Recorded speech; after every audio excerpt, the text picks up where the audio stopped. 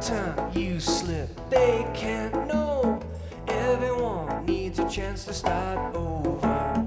And who's in charge of love's allocation? Those answers never do come easy.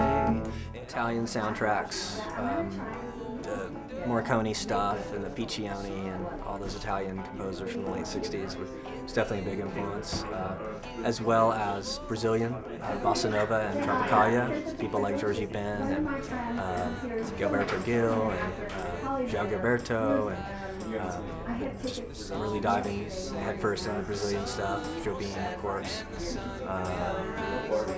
And just my kind of continued love of 60s and 70s influence, pop and rock, the obvious ones, Beatles.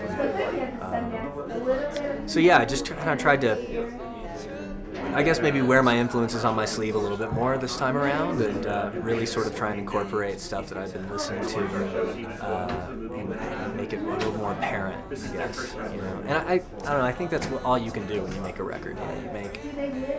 You combine what you've absorbed during a period of time, and that includes records you've heard, experiences you've had, books you've read, and films you've seen, and that all comes together and combine that into a work. And I think this is where I'm at. This record is where I'm at right now.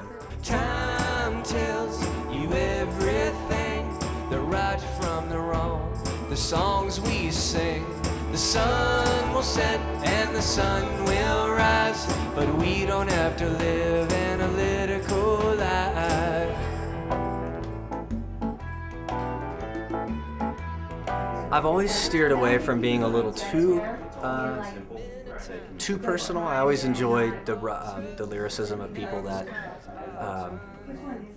kept the specifics a little hazy, because then that frees up the listener to sort of interpret things the way they can apply them to their own lives. And I feel the same way about film and a lot of the arts in that way. I don't want the artist to tell me exactly what I should be thinking or feeling necessarily. I could have the interpretation as a listener. I could have it completely wrong from the artist's intention, but that doesn't matter, in my opinion. But lyrically, I think I've definitely tried to, take things into a little bit more of a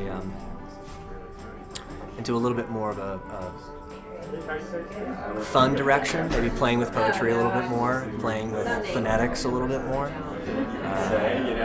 People that I think do that really well, obviously, are like Dylan and Beck, Jeff Tweedy.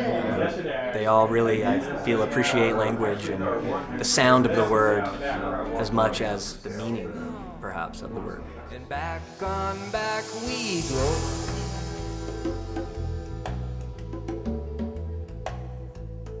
Back on back we go.